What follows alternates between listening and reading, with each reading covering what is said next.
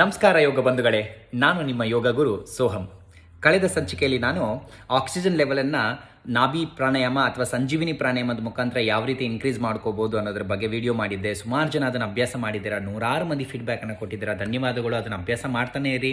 ಇವತ್ತು ಒಂದು ವಿಶೇಷವಾದಂಥ ಒಂದು ಸಬ್ಜೆಕ್ಟನ್ನು ಮಾತಾಡ್ತೀನಿ. ಏನಪ್ಪ ಅಂತಂದರೆ, ನಿಮಗೆಲ್ಲರಿಗೂ ತಿಳಿದಿದೆ, ನಮ್ಮ ದೇಹ ಪಂಚಭೂತಗಳಿಂದ ಮಾಡಲ್ಪಟ್ಟಿದೆ. ಈ ಪಂಚಭೂತಗಳನ್ನು ನಾವು ಯಾವಾಗ ಬ್ಯಾಲೆನ್ಸ್ ಆಗಿ ಇಟ್ಕೊಳ್ತೀವೋ ಈ ರೋಗ ರುಜಿನಗಳು ನಮಗೆ ಬರೋದಿಲ್ಲ. ಇದನ್ನು ನಾವು ಆಯುರ್ವೇದದಲ್ಲಿ ದೋಷ ಅಂತೀವಿ, ನಮ್ಮ ಯೋಗ ಥೆರಪಿ ಮತ್ತು ನ್ಯಾಚುರೋಪತಿಲಿ ಅದನ್ನು ಪಂಚಭೂತಗಳು ಅಂತ ಕರಿತೀವಿ. ಸೊ ಯಾವ ರೀತಿಯಲ್ಲಿ ಪಂಚಭೂತಗಳನ್ನು ನಾವು ಬ್ಯಾಲೆನ್ಸ್ ಮಾಡಿ ಇಟ್ಕೊಬೋದಪ್ಪ ಅಂದರೆ, ಯೋಗದ ಮುಖಾಂತರ, ಪ್ರಾಣಾಯಾಮದ ಮುಖಾಂತರ, ಧ್ಯಾನ, ಧರಣ, ಆಹಾರ ಪದ್ಧತಿ ಮುಖಾಂತರ ನಾವು ಬ್ಯಾಲೆನ್ಸ್ ಮಾಡಿ ಇಟ್ಕೋಬೋದು. ಇದ್ರ ಜೊತೆಗೆ ಇನ್ನೊಂದು ಮುಖ್ಯವಾದಂಥ ಒಂದು ಸಬ್ಜೆಕ್ಟ್ ಇದೆ. ಯಾವುದಪ್ಪ ಅಂತಂದರೆ ಮುದ್ರಾ ಯೋಗ ಅಂತ ಕರಿತೀವಿ. ಮುದ್ರಾ ಯೋಗ ಮಾಡೋದ್ರಿಂದ ಕೂಡ ನಾವು ಆರೋಗ್ಯವಾಗಿರ್ಬೋದು, ದೇಹದ ಪಂಚಭೂತಗಳನ್ನು ಬ್ಯಾಲೆನ್ಸ್ ಮಾಡಿ ಇಟ್ಕೋಬೋದು. ಈಗ ನಮಗೆ ಬಂದಿರುವಂಥ ಪ್ರಾಬ್ಲಮ್ ಏನಪ್ಪ ಅಂತಂದರೆ, ಆಕ್ಸಿಜನ್ ಲೆವೆಲ್ ಡಿಕ್ರೀಸ್ ಆಗ್ತಾ ಇದೆ. ಈ ಆಕ್ಸಿಜನ್ ಲೆವೆಲನ್ನು ಯಾವ ರೀತಿ ಇನ್ಕ್ರೀಸ್ ಮಾಡ್ಕೋಬೇಕು ಅಂತಂದರೆ, ಲಂಗ್ಸ್ ಕೆಪಾಸಿಟಿನ ನಾವು ಹೆಚ್ಚಿಗೆ ಮಾಡ್ಕೋಬೇಕು. ಈ ಲಂಗ್ಸ್ ಕೆಪಾಸಿಟಿನ ಯಾವ ರೀತಿ ಮುದ್ರಾ ಯೋಗದಲ್ಲಿ ಅಭ್ಯಾಸ ಮಾಡೋದು ಅಂತಂದರೆ, 3 ಮುದ್ರೆಗಳನ್ನು ನಾನು ಇವತ್ತು ನಿಮಗೆ ಇಂಟ್ರೊಡ್ಯೂಸ್ ಮಾಡ್ತೀನಿ. ಯಾವುದ್ಯಾವುದಪ್ಪ ಅಂದರೆ, ಆದಿಮುದ್ರಾ ಮತ್ತು 2 ಬಗೆಯ ಲಿಂಗ ಮುದ್ರೆಗಳು. ಇವೆರಡನ್ನೂ ನೀವು ಪ್ರತಿ ದಿವಸ 10 ರಿಂದ 15 ನಿಮಿಷಗಳ ಕಾಲ, morning, afternoon, evening 10 to 15 minutes 3 times ಅಭ್ಯಾಸ ಮಾಡಿದ್ದೆ. ಆದರೆ ಖಂಡಿತವಾಗ್ಲೂ ನಿಮಗೆ ಹೆಲ್ಪ್ ಆಗುತ್ತೆ.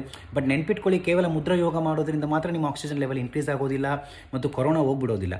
ಡಾಕ್ಟರ್ ನಿಮ್ಗೆ ಏನು ಮೆಡಿಸಿನ್ ಕೊಟ್ಟಿದ್ದಾರೋ ಅದನ್ನು ಖಂಡಿತವಾಗ್ಲೂ ರೆಗ್ಯುಲರಾಗಿ ತೊಗೋಬೇಕು. ಅದ್ರ ಜೊತೆಯಲ್ಲಿ ಎಕ್ಸ್ಟ್ರಾ ಇದನ್ನು ಕೂಡ, ಊಟ ಜೊತೆಲಿ ಉಪ್ಪಿನಕಾಯಿ ಇದ್ದಾಗಿ ಇದನ್ನು ಕೂಡ ಅಭ್ಯಾಸ ಮಾಡಿ. ಖಂಡಿತವಾಗ್ಲೂ ನಿಮಗೆ ಬೇಗನೆ ಗುಣಮುಖರಾಗ್ತೀರಾ. ಯಾವ ರೀತಿ ಆದಿ ಮುದ್ರಾ ಮಾಡೋದು ಅಂತಂದರೆ, ವೆರಿ ಸಿಂಪಲ್. ನೋಡಿ, ನಿಮ್ಮ ಹೆಬ್ಬೆರಳನ್ನ ಈ ರೀತಿ ಒಳಗಡೆ ಇಟ್ಕೊಳ್ತೀರಾ, ಎಲ್ಲ ಬೆರಳನ್ನು ಈ ರೀತಿ ಕ್ಲೋಸ್ ಮಾಡ್ಕೊಳ್ಳಿ. ಇಷ್ಟೇ.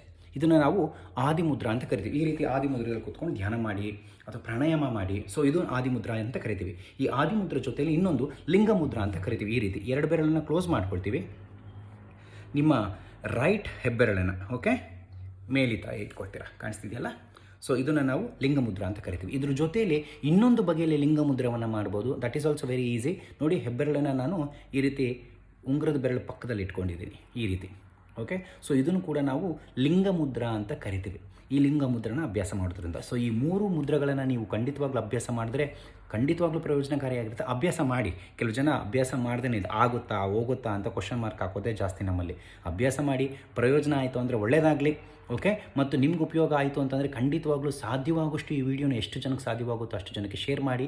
ಅವ್ರಿಗೆ ಅಟ್ಲೀಸ್ಟ್ ಈ ರೀತಿ ಮುಖಾಂತರ ಅದನ್ನು ನಾವು ಸ್ವಲ್ಪ ಸಹಾಯ ಮಾಡೋಣ. ಮತ್ತೊಂದು ಸಾರಿ ಹೇಳ್ತಾ ಇದ್ದೀನಿ, ನೆನ್ಪಿಟ್ಕೊಳ್ಳಿ, ನಾವು ಈ ಕೋವಿಡನ್ನು ಧೈರ್ಯದಿಂದ ಎದುರಿಸಬೇಕೇ ಹೊರತು ಭಯದಿಂದ ಅಲ್ಲ. ಆದಷ್ಟು ಬೇಗ ನಾವು ಈ ತೊಂದರೆಯಿಂದ ಈಚೆ ಬರ್ತೀವಿ. ಎಲ್ಲರೂ ಮತ್ತೆ ಖುಷಿಯಾಗಿ, ಸಂತೋಷವಾಗಿ, ಆರೋಗ್ಯವಾಗಿ. ನಮಸ್ಕಾರ.